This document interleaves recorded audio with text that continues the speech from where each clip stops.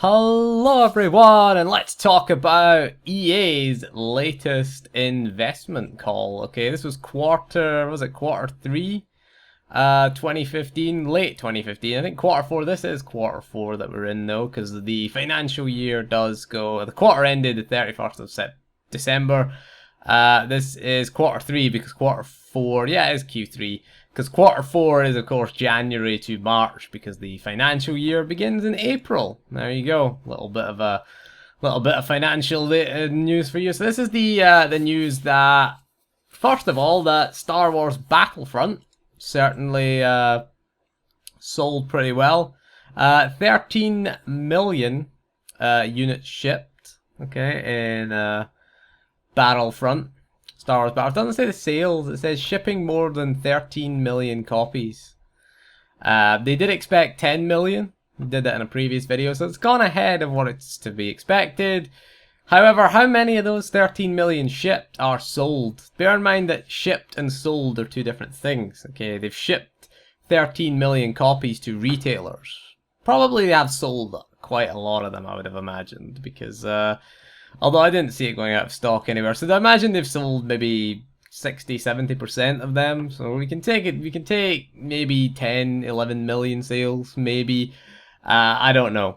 Okay, we don't know. They haven't actually released. Okay, they posted a revenue of 1.803 billion. Fuck them. Which was above the company guidance of 1.775 billion. There you go. Not bad. 1.42 billion they recorded last year, so they're way up. Actually, way up this year. The big news from this is that Star Wars: The Old Republic grew to its highest subscriber level in nearly 3 years. Okay. This is, of course, with the release of Episode 7. Of course, it was going to grow, and also with the release of the Knights of the Fallen Empire expansion. New expansion releases always bring people back, because they're always curious to check out, what's going on in the game. So they always bring players back. Every MMO always sees a bump in subscribers. I think SWTOR got the double bump this year. Because of Episode 7 and because of the expansion. So, of course, we got the expansion in October, and Force Awakens came out in December. So, it got the double bump from that. So it's not to be unexpected. The telling figure is going to be Q1, or a Q4, really. Q4 is going to be the telling figure as to where the subscribers go, because if it's still at a high level, it won't be as high. We will lose subscribers, but it depends. They haven't stated the exact number, but the key figure is Q1. Okay, Q4. I'm saying, keep saying Q1 because it is actually Q1 of the calendar year, but quarter 4. The end of the financial year, to see if they can retain those players. That's the key for an MMO. Okay, that's the key thing that we've got to remember as an MMO developer, is can they retain players? Because this game has done well in the past. It launched with over 2 million subscribers. It had 2 months after it had launched. In February of 2012, it had 2 million subs. That was really good. That was really, really amazing. It could have sustained that, but then it just couldn't sustain it. And by the end of 2012, of course, it had gone free to play. Free to play was announced by July of 2012, and went free to play in the November of 2012. So you kind of greet this with cautious optimism. It is optimistic though. They should fix bugs, and they should hopefully improve it. Hopefully EA will invest in the game. That's what we hope, is that EA start to really invest in SWTOR now. Come on. I imagine the next expansion will probably be coming out, I imagine, December of 2017.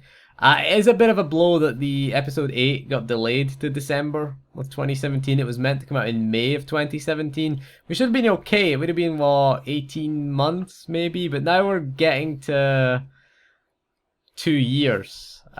Without story content. That's going to be interesting for SWTOR to see if they can get the expansion. Do they, because I would imagine 5.0 would have been in development for and targeted for a May 2017 release, okay? that would have been, I guess it would have been okay. I mean, the story content should, for Knights of the Fallen Empire, should wrap up around July time, and you know, they could put out new raid content sort of in the sort of fall months.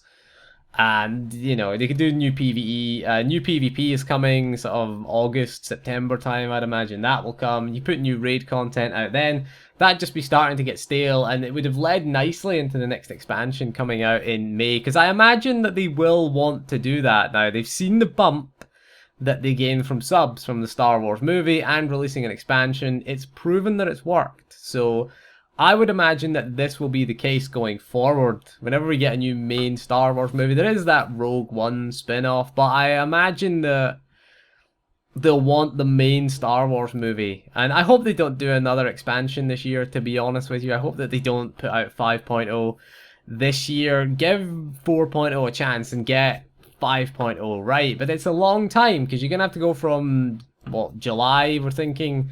It's going to be Chapter 16 of Knights of the Fallen Empire. The story's going to be wrapped up by then, and then you're going to have to go, what, another 16, 17 months? You know, it's going to be nearly a year and a half without story content. I think the story players would probably leave by then. I think you would lose a lot of story players. So it is a long, long time. They could put out mini updates like they did with the Forged Alliance story. That could be, they could sort of carve up the expansion and release it as little mini segments. That might be the way to go, because of course the expansion doesn't really release as a, you know, a paid expansion anymore. Hopefully they get away from the paid expansion stuff and go towards the Knights of the Fallen Empire, which is a subscriber expansion. You just have to be subscribed to get it. So maybe they'll do that in the future, but it's interesting to see how the game goes forward. But yeah, hopefully they can invest a bit more money, fix some bugs, get us, you know, because, you know, it's its highest subscriber level. Interesting, they don't say how much money has come from SWTOR, how much money it's generated. They're certainly making a hell of a lot of money, EA. You know, they're way ahead of what they're ahead of what they forecast. You know, they're about 100 million ahead of what they forecast. So hopefully that means that, you know, we get a little bit more investment in SWTOR, and, you know, we get sort of bug fixes and maybe even client updates. 64-bit client, come on, BioWare. I don't think the game engine's going to go anywhere anytime soon, to be honest, but I imagine if we could get a 64-bit client, it would certainly help with a lot of bottlenecking issues. Certainly that we have so far, limited to 32-bit, of course. You can only access so much of, you know, system RAM and things like that.